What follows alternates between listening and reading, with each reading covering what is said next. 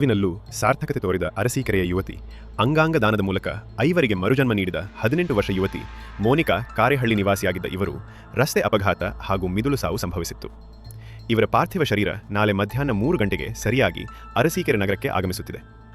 ಎಲ್ಲಾ ಸರ್ಜನ ಬಂಧುಗಳು ಪಾರ್ಥಿವ ಶರೀರದ ಮೌನ ಮೆರವಣಿಗೆಯಲ್ಲಿ ಪಾಲ್ಗೊಳ್ಳಬೇಕೆಂದು ಮೈಸೂರು ಸೇಮೆ ಲಂಬಾಣಿ ಸಂಘದ ನಿರ್ದೇಶಕ ಸಾಕಿ ಮಂಜುನಾಥ್ ತಿಳಿಸಿದ್ದಾರೆ.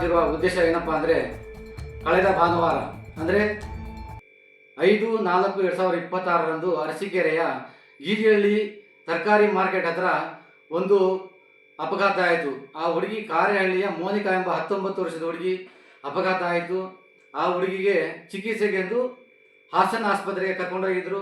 ಅಲ್ಲೂ ಅವರಿಗೆ ಚಿಕಿತ್ಸೆ ಫಲಕಾರಿ ಆಗಲಿಲ್ಲ. ಅಲ್ಲಿಂದ ಬೆಂಗಳೂರಿಗೆ ಕರ್ಕೊಂಡೋಗಿದ್ರು.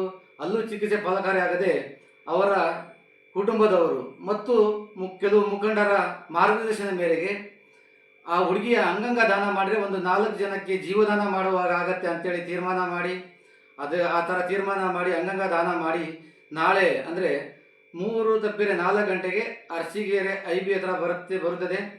ಆದ ಕಾರಣ ಅರಸೀಕೆರೆಯ ಮಹಾಜನತೆ ಎಲ್ಲರೂ ಆ ಹುಡುಗಿಯ ಪಾರ್ಥಿವ ಶರೀರಕ್ಕೆ ಒಂದು ಗೌರವವನ್ನು ಸೂಚಿಸಿದ್ದಕ್ಕೆ ಅರಸೀಕೆರೆಯ ಮಹಾಜನತೆ ಎಲ್ಲರೂ ಒಪ್ಪಿರ್ತಾರೆ.